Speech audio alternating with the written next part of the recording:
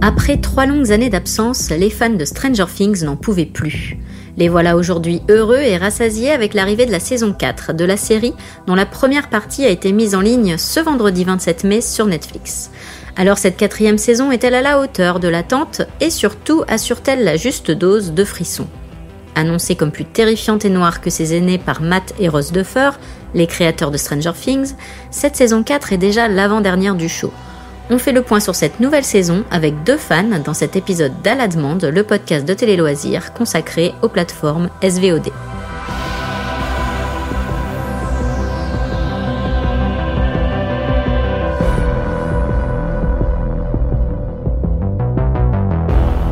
Bonjour et merci d'écouter ce podcast. Je suis Émilie Meunier et aujourd'hui je suis ravie d'avoir à mes côtés les journalistes Lisa Etcheberry et Justine Charlet pour parler de la très attendue saison 4 de la série Stranger Things. Salut les filles. Bonjour Émilie. Bonjour Émilie. En fin d'épisode, c'est l'animateur télé, journaliste et ami des têtes couronnées Stéphane Bern qui passera une tête pour révéler son dernier coup de cœur série. Série de science-fiction devenue culte qui n'a jamais caché être influencée en partie par les œuvres du maître Steven Spielberg, Stranger Things revient donc pour une saison 4 aussi réjouissante que cauchemardesque. L'énigmatique monde à l'envers refait surface, les personnages emblématiques de la série, qui ont bien grandi, et des nouveaux venus tout aussi spéciaux luttent ensemble contre une créature capable de jouer avec nos peurs jusqu'à ce que mort s'en suive. Vous avez tout détruit.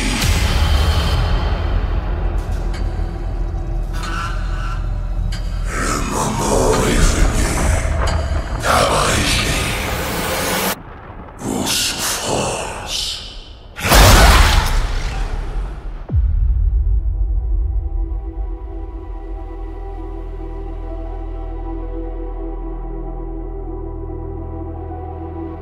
Chère Billy, je sais pas si tu m'entends.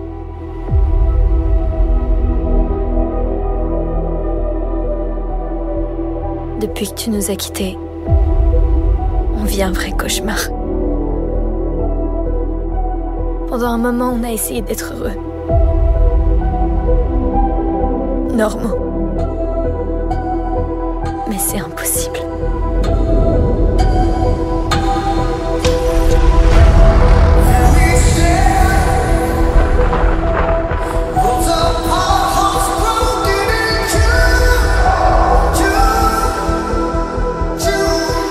Je vous ai fait prendre un nouveau départ loin d'Hawkins. Je pensais que vous y seriez en sécurité.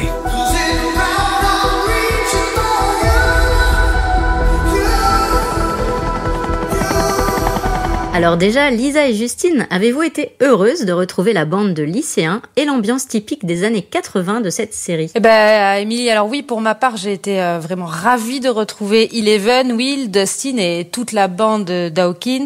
Alors c'est marrant parce qu'ils m'avaient pas du tout manqué, mais dès que je les ai revus, j'étais complètement conquise et je pense que c'est parce que je suis née dans les années 80 et que tout de suite j'ai eu envie de repartir avec eux dans cet univers hyper coloré, hyper flashy, de jouer au bowling en roller, de porter des Converse et puis d'écouter du Kate Bush. Dans cette saison, il y a une chanson de Kate Bush, Running Up the Hill, fantastique, que j'ai en tête depuis que j'ai regardé cette saison. Oui Émilie, moi de mon côté, j'étais tout aussi pressée de les revoir. C'est vrai que quand on est né dans les années 80, on a été biberonné aux Goonies, E.T., ce genre de films de bande.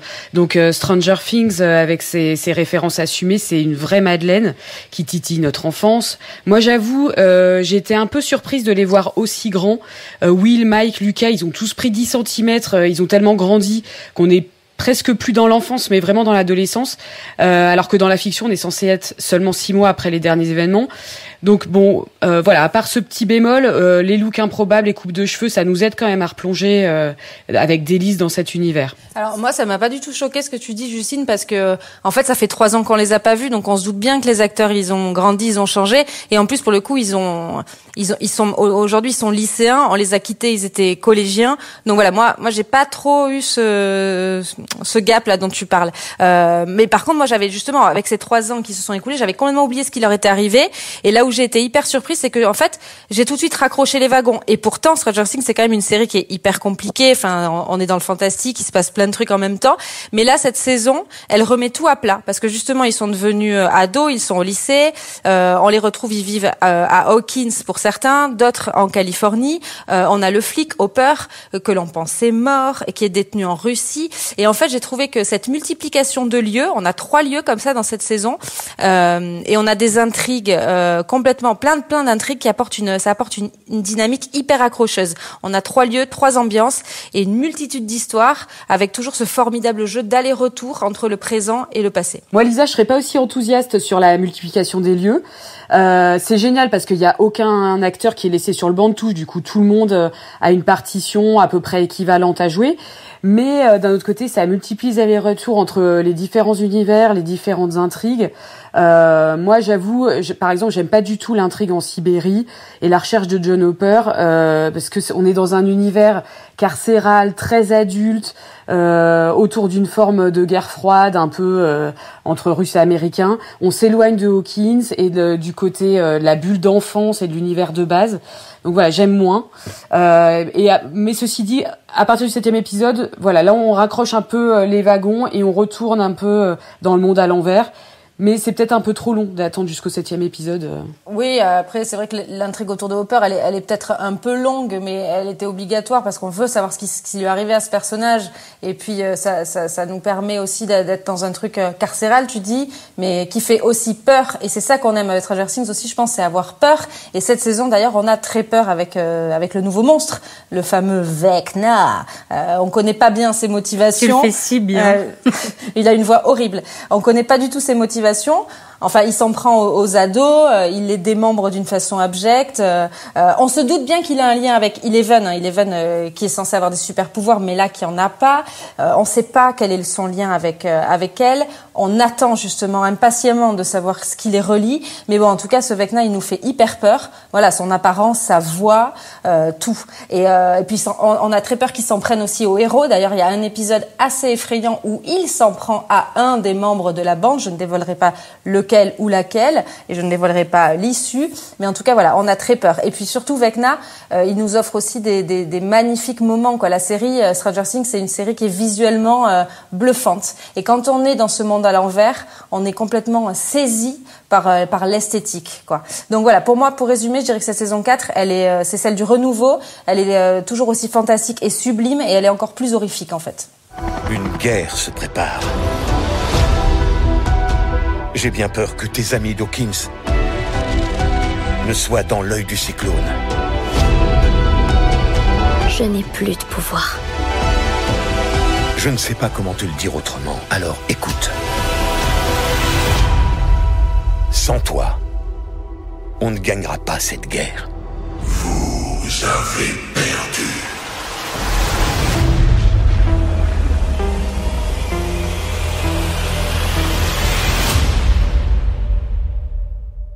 Ah, je suis d'accord avec toi. Là, ce nouveau monstre, il est vraiment super réussi. C'est un espèce d'humanoïde gluant avec une voix horrible, caverneuse. Et puis, il a un dos couvert d'appendices qui ondulent, on dirait des serpents. Et puis vraiment, il génère nos pires cauchemars en fait. Il est capable de prendre possession de notre corps, notre esprit, et en même temps, on ne sait pas comment le combattre. Il paraît complètement imbattable, insurmontable. Voilà, est-ce que c'est glaçant. On semble complètement impuissant et il fait très peur. Moi, je voulais souligner que j'aime toujours autant aussi dans Stranger Things l'espèce de célébration de l'amitié. Voilà, on est plus fort parce qu'il y a une intelligence collective. Donc dans les nouveaux épisodes, il y a ça. Mais je trouve que dans les points négatifs, les histoires sentimentales, elles sont un peu mises de côté. Il y a que des friend zones en fait. Alors sans doute c'est lié à la priorité donnée à l'action. Mais voilà, moi je suis un peu sur ma faim sur le côté amourette. Ouais, je suis pas tout à fait d'accord avec toi. Moi je trouve que les histoires sentimentales, elles sont quand même là. Il y a un rapprochement entre des personnages. Encore une fois, je vais pas spoiler. Il y a un rapprochement qu'on espère se concrétise dans la suite. On sent aussi qu'il y a un truc autour de la sexualité de Will qui va peut-être se décider dans les prochains épisodes.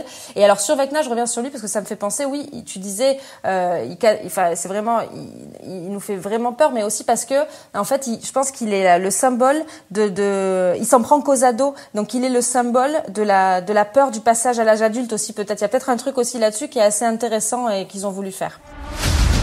Ne jouez pas les héros. Il n'existe aucune honte à prendre la fuite. Une seconde. Je t'en dis quoi, Mike? C'est vraiment très risqué. Nos chances de réussite sont de 20 contre 1. Ne jamais me parler des chances.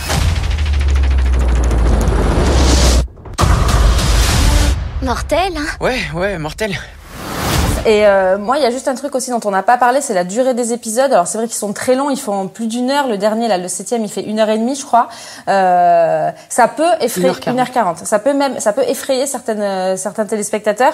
Mais en fait, je sais pas, l'univers de Stranger Things, il est tellement fou qu'on est complètement happé et il fallait bien des fois 7h30 pour raconter tout ça, nous plonger dans un univers complètement fascinant.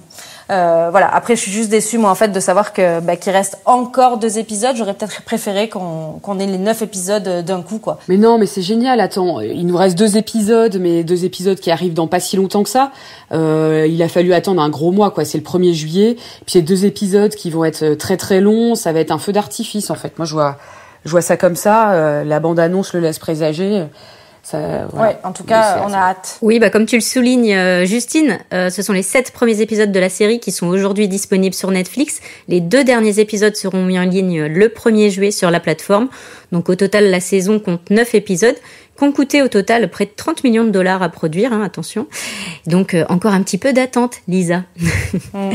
Et sinon, au casting de cette saison 4, il y a quelques surprises. J'ai repéré une légende du cinéma d'horreur, l'acteur Robert Englund, des terrifiants films Freddy, les griffes de la nuit. Alors ici, il joue un certain Victor Krill. Ouais, il y a Robert Englund, pardon, je sais pas si je prononce bien son nom. Je vais pas vous dire ici qui joue, ce qu'il fait, hein. On n'est pas là pour ça. Lui aussi, il est un peu flippant. Et dans cette saison 4, il y a pas que lui, hein. Il y a plein d'autres nouveaux personnages et surtout du côté des lycéens. Le premier, pour moi, c'est Eddie. C'est le chef d'un club qui s'appelle le Hellfire Club. C'est le club de donjons et dragons du lycée. Et en fait, ils adorent faire des jeux de rôle. Et lui, ce Eddie, il est un peu considéré par les autres lycéens comme un danger, en fait, comme le leader d'une secte potentielle. Et évidemment, le soir où il y a le premier meurtre, il est sur les lieux et donc il va être suspecté. Enfin, ça va être le suspect numéro 1 dans l'enquête. Après, dans les nouveaux personnages, on a aussi un garçon qui s'appelle Argyle. Lui, c'est le meilleur ami de Jonathan. Jonathan, c'est le fils de Winona Ryder, pour resituer. Et ce Argyle, c'est le plus gros fumeur de joint de la Californie. C'est le conducteur d'un van qui permet à toute la bande d'aller au lycée, d'aller au bowling, mais aussi d'échapper à de gros méchants qui veulent leur peau. Voilà. Et enfin, le troisième nouveau perso important, il s'appelle Jason. C'est le chef de l'équipe de basketball du lycée. Alors lui, c'est vraiment l'Américain populaire dans toute sa splendeur. C'est le beau gosse qui fait des beaux discours, qui sort avec la chef des pom-pom girls. Il est ultra rationnel, il est vengeur dans l'âme. Il va lui arriver quelque chose et il va vouloir se venger. C'est un caïd, quoi. Voilà. Et je le disais en début d'épisode, mais cette 4e saison, bien qu'ayant mis du temps à arriver, sera l'avant-dernière du programme. Alors, qu'est-ce qu'on sait de la future saison 5 ? Est-ce qu'elle mettra aussi des années à être tournée ? Et que peut-on attendre de ces adieux ? Alors, bon, déjà, c'est vrai qu'il va y avoir le volume 2 de la saison 4, donc le 1er juillet. Là, on sait à peu près peut-être comment ça pourrait terminer. On imagine un gros fight entre Vecna et puis Eleven. Sans doute que tous les personnages disséminés ça et là vont se retrouver à Hawkins pour essayer de vaincre ce monstre et d'aider Eleven. Après, est-ce que Max va échapper avec Na ? Est-ce que Nancy va pouvoir sortir de l'Upside Down ? Voilà, quelques petites interrogations déjà pour l'issue de la saison 4. Et puis pour la saison 5, concernant la date, alors on sait que les frères Duffer ont déjà l'arc narratif jusqu'à la fin de la série. Donc ils ont déjà en tête comment ça va se finir. Maintenant, les acteurs, certains ont donné quelques indices sur ce qui pourrait arriver. On sait que Millie Bobby Brown aimerait un final comme Game of Thrones, donc avec des héros qui meurent, et elle-même a dit « tuez-moi ». Voilà, ils ont essayé de tuer David Harbour qui joue John Hopper. Ils l'ont ramené à la vie. C'est ridicule. Voilà, les frères Duffer sont trop sensibles pour tuer leur personnage. Donc tuez-moi. Est-ce qu'elle sera exaucée? Est-ce que son vœu sera exaucé? Réponse peut-être dans 1 an ou plus. On n'a pas encore de date, mais ça serait en cours d'écriture, donc peut-être qu'on n'attendra pas 3 ans cette fois-ci. On l'espère.